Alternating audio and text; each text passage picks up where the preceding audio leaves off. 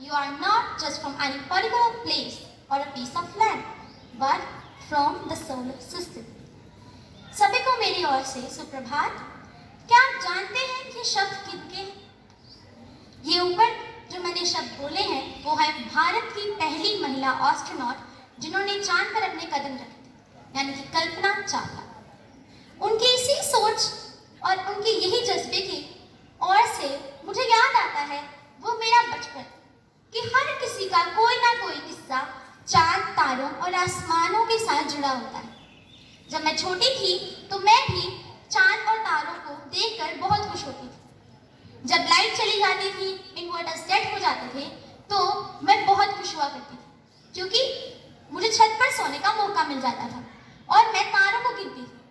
पापा बोलते थे कि तारों को गिन रही है, पर इतने सारे तारे हैं, तो इतने सारे तारों को कैसे गिन सकती है? और मैं कहती थी, पापा बिलीव मी, एक दिन ऐसा आएगा जब मैं ये सारे तारे गिन के आपको बताऊंगी। शायद ऐसा ही जज्बा, ऐसी ही मोटिवेशन और ऐसी ही एक मेमोरी आज हमारे इस इतिहास में छप चुकी है। Do you know what is the significance of today? आज 23rd of अगस्त फ्राइडे के अलावा किसी और दिन के नाम से भी जाना जाएगा, नेशनल स्पेस डे। बहुत से लोग ये सोचते हैं कि आज का दिन ऐसा क्या स्पेशल है जो हम इसे मनाएं, जो हम इसे याद रखें। तो उन्हीं के इस सवाल को मैं कुछ लाइनों में खत्म करूं। तो आइए मैं आपको लेकर चलती हूं अपने साथ 2024 से 1960। 1960 जब नील आर्मस्ट्रांग ने अपना पहला कदम चांद पर नहीं रखा था, तभी से हमारे जो वैज्ञानिक हैं, साइंटिस्ट हैं, एस्ट्रोनॉट्स हैं, वे सोचते थे कि शायद चांद पर पानी हो सकता है। पर ये तब तक प्रूफ नहीं हुआ था, कब तक? 2000 तक, यानी कि 2000 तक। उसके बाद इंडिया ने भी चंद्रयान 1 लॉन्च किया इन 2008 और उन्होंने पाया कि कुछ पानी जो है वो मून पर प्रेजेंट हो सकता है।